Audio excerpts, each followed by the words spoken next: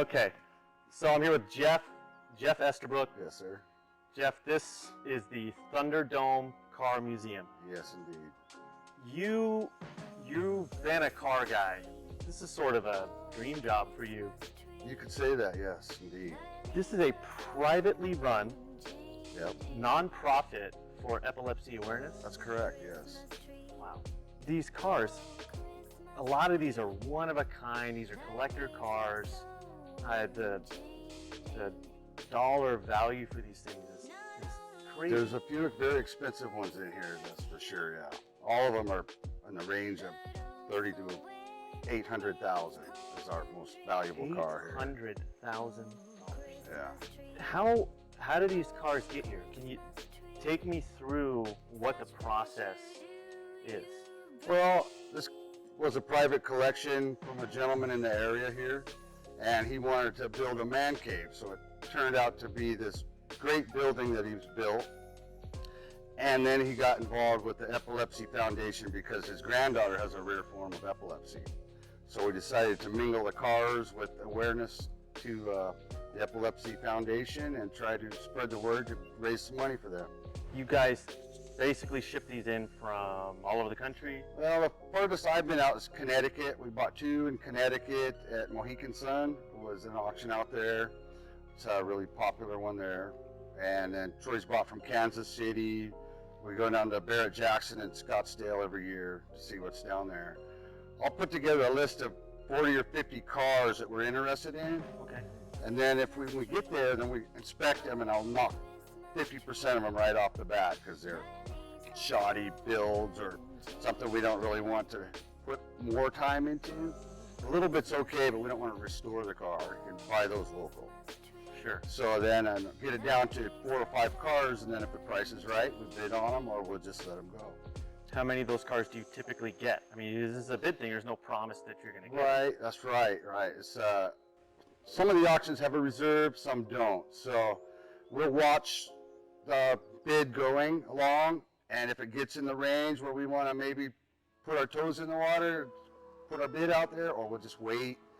A lot of times we do one bid for the car. We'll wait right to the end and we'll put our finger up and hammer, get the car. Really? Yeah, it's always known to bid a one and done, they call them. Really? Yeah. You guys have race cars, you have cars that are like works of art. There's sort of a wide range. Yeah. Different, I mean, you have collector motorcycles, you have fire engines, one-of-a-kind trucks, custom trucks, flatbeds. Yes, yeah. The interest is... Yeah, we try to have a good variety to get people to come and look at these things, because, you know, a lot of people might be a Ford collection or a Chevrolet collection. It's where we like to be a broad collection. We do have a lot of Ford-powered vehicles here, a lot of Mustangs, but they're the really rare ones, the Bosses and the Super Cobra Jets and the Shelbys and some Ford GTs on the side. A lot of Ford GTs. Well, we try to be diverse. We have stuff that's genuine, built from the factory as you see it, as we have it, and we have customized ones, and we have old ones that there's a rat rod trend where they're just old rust buckets, but they get really cool engines and they sound really cool. So it's pretty fun. It's really cool. Yeah. Getting the test driving is the best part. I'll bet. Keep them running. And then this is a small town. I can remember when this building was going up. What in the world is that? What is this going to be? And there's these basically turned almost like a glorified barn, and all of a sudden all this glass starts going up. Yeah. And pretty soon in come the cars, and Thunderdome Car Museum sign goes up on the side of the building, and everybody in town was sort of like, awesome. Yeah, I heard that a lot from local supply houses and paint stores. They're like, what's it gonna be? What's it gonna be? You know, everybody's talking about that building in Enumclaw, right? Mm-hmm. Well, here it is, and it's pretty great. We've got 35,000 square feet here, and it's also a venue for weddings or, you know, celebrations of life or retirement parties once we get over the COVID-19 protocol. Mm-hmm. Yeah. This isn't Indy, this isn't Daytona, but we've got our local kid that made it all the way to the NASCAR circuit. His name's Kane. you guys have a couple of his cars. You've got one of his old sprint cars that he drove, and then you've got one of his NASCAR, one of his first NASCAR cars. Right. What kind of connection have you guys had with him? What kind of interaction? His dad, Kelly Kane, has come over to the museum with his family, and he had lent us one of Casey's, actually his first sprint car when he was 15 years old we have here in the building. And we have one of his NASCARs that he ran for Ray Evernham Motorsports. It's a Dodge, 2005 Dodge Speedway car. We picked it up and technically restored the body to as it was when Casey and Ray Evernham campaigned this car. Got it. So it had different sponsorship decals and things. And we have it as Budweiser colors right now. The number 9. Number 9, Dodge Yes. Charger, yes. Yes. So Jeff, some of your, you've got to have a couple of favorites here that just from the start when you first saw them, you just fell in love with. Well, yeah, the ones I built, I prefer the most. Really? Yeah. You built, I mean, when you say you built, these are cars that you restored Yes. from the frame on up? Yes, sir. All the way from the ground up, if you will. So he hired me to build him a 68 Shelby Mustang.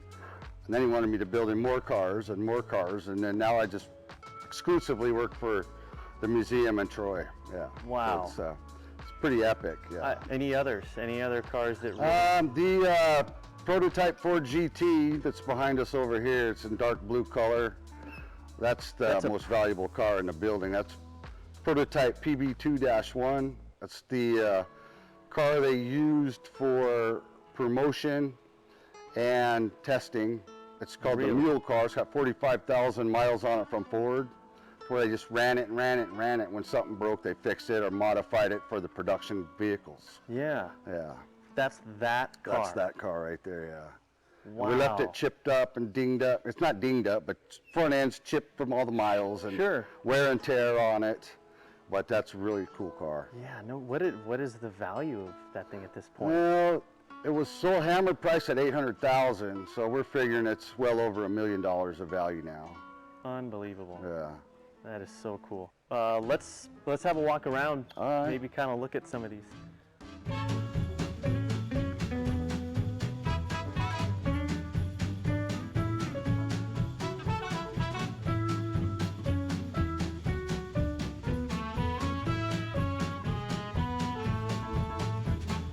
Rudolph, my dear, the forecast ain't clear. So will you please light my way and lead this old man's sleigh? I said, Rudolph, my friend, once more will you lend your red nose, or heaven knows how this sleigh ride will end. Is there any way you can start these things? Rudolph, my man, you're the only...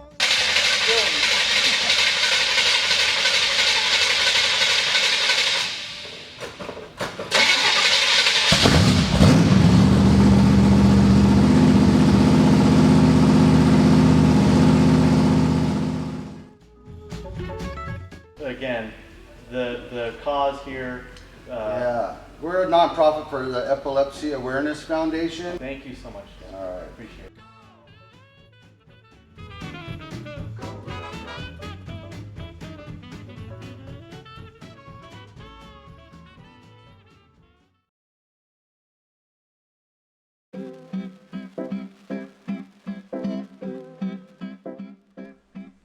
Today on the Foundry Show, we are on location in a little town called Enumclaw, Washington, where for some reason people have a very abnormally large collection of muscle cars. Now, what do with those muscle cars? They show them off. The first Friday of every month, a group called Cruise Enumclaw puts on an event where everybody in the town who has a muscle car can ride it through town and show it off. This year for the holidays, Cruise Enumclaw put on a toy drive. In order to get people to the toy drive, they did what they do best and did a special holiday cruise. One of the reasons that this whole thing works is because of a woman named Dana Wilcox. Something this hard to coordinate would be impossible without some very, very hardworking people behind the scenes. While we were at the cruise, our friends from Thunderdome Car Museum brought one of their cars out also. This is Christmas spirit, Enumclaw style. Why don't you take a walk with me and see what this town has to offer?